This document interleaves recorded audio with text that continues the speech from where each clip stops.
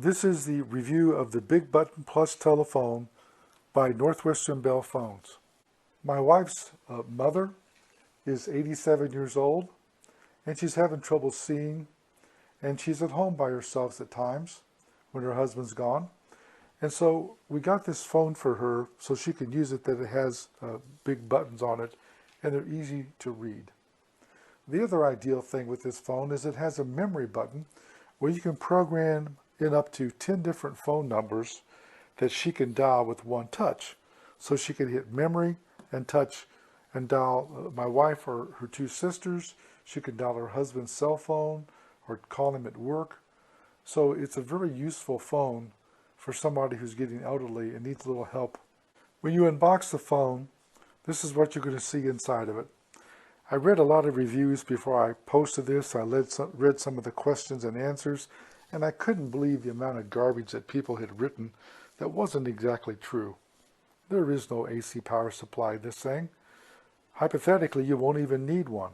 But what you do get is a nice large phone with huge buttons. I have huge hands, and these buttons are just massive. In addition to have the number raised on the button, you've also got Braille beside the numbers. Makes it nice and easy. It comes with a standard large headset that you can put on it. And in addition to that, you can actually hang this on the wall, and this little piece here can be used. You can turn it around, and you see this little tab right here? This little tab will hold the handset in place, so if it's hanging on a wall, it won't fall out because it's stuck in this little recess here. So you can lay it on a table, or you can hang it on a wall, and you simply, as I said, have to turn that piece around and put it in the right place. In addition to the 10 numbers that you can store in memory, which is very, very handy, you can also store 3 emergency numbers. And in this case, it has fire, medical, and police. You can program those. They're not pre-programmed because every area has a separate phone number for fire departments, for example, so they prefer that you do it. If you don't want to, you do not have to program those, and I'm still debating whether I'm going to do that for my mother-in-law. I don't want her to touch them by accident and have the police show up, for example.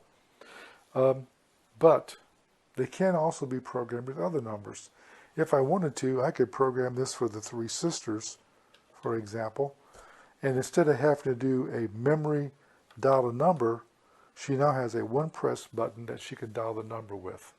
One of the things I like about this phone is there's a nice red light on top, and it flashes when the phone's ringing. So it tells you when the phone's ringing. So if somebody's a little bit hearing impaired, you can see that light pretty easily. In addition, you have a speakerphone built in, and if you don't want to use the handset, you can push the speaker button and listen to the conversation that way. As you look at this, on this side here, you'll see some controls. This is the speakerphone volume here. This is the handset volume that you hold in your hand. Here you can adjust the phone between tone and pulse dialing. Just so you remember, pulse dialing is the old style where you had to turn the rotary back in my days when I was a child.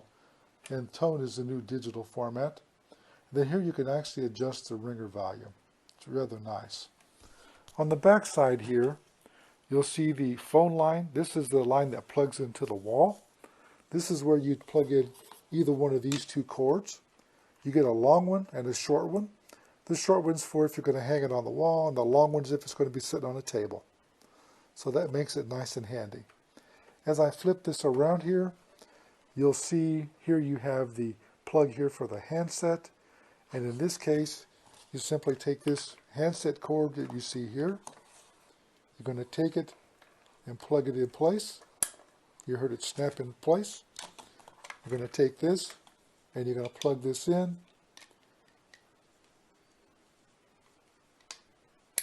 And you heard it snap into place.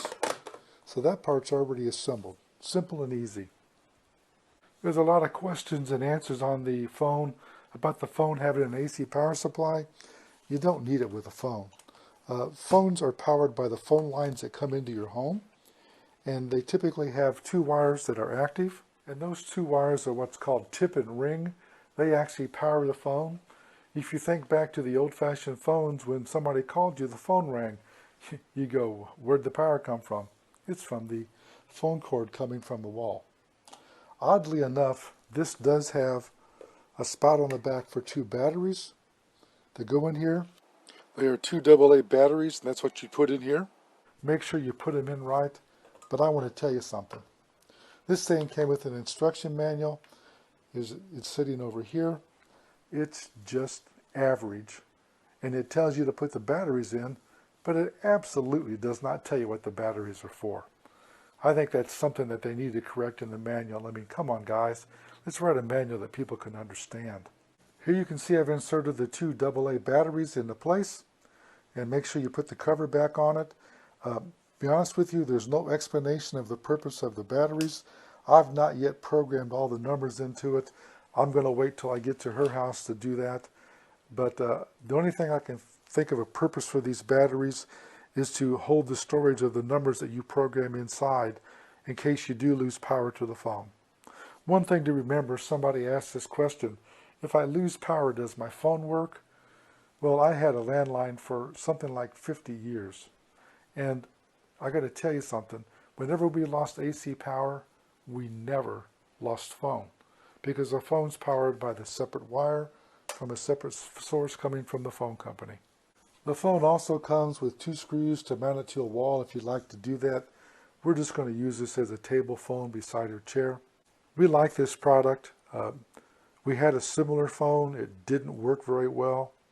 I hooked this one up here at home and it seems to work pretty good. We're going to take it to her house and finish programming it, and then I'll do the close on this review. I do want to point out here, you'll see this little tab. It's nothing more than a piece of paper. You can put your finger here and pull it out. And what you can do is you can pull this out. And it's like a little memory card that tells you how you programmed the numbers 0 through 9. And you can write down the phone number that you put in there or the name of the person. So if you simply forget who you're trying to call, you can pull that card out. Say you want to call Susie and she's 5, then you would hit memory 5. I did want to point out that there's also a flash here where you can put one call on hold and take a second one. This is the memory button to use the memory calls. This is to put a call on hold, and this is a pause or redial button. Those are covered well in the instruction manual. If you want to store these emergency numbers, you simply want to take the receiver off the hook, make sure you hear a dial tone, press store, and then you want to enter the number that you want to call as an emergency number, and then you want to press the corresponding emergency icon, like fire, and then you hit store. You do that for fire, medical, and police. I do want to point out that if by accident when you're done and you want to test it and you hit this and you accidentally call the fire department or the police department, stay on the line, tell them you got a new phone that you're setting up so they don't show up at your house, because they will come. If you want to program these buttons here for your most commonly called phone numbers, it's real easy. Pick up the handset from the phone and listen for the dial tone. Press and release the store button. Then you want to come over here and enter in the phone number, and you can enter in up to 16 digits, area codes like 1317 and phone number, for example. And then when you've got that all done, you want to press and release the store button again. And then you want to press the number that you want to assign that phone number to, like number 1. And then when you're done with that, you can hang up the phone. Now you've programmed that number 1 button to have a memory to call, say, a family member. If you want to call them, you pick up the receiver, you come over here and press memory and 1, and it dials that number for you. That way you don't have to remember the phone numbers all the time and have to fiddle with keys. You've got one large button to push after you press the memory button. I would like to point out that this phone is rated to be hearing aid compatible also. This is a good phone. My mother-in-law liked it. She especially liked that it was white and the numbers are large and very easy to read, and it's set up and programmed easily. We're going to rate it 5 stars because she's happy with it and we're happy with it. This review is done by JJ CEO.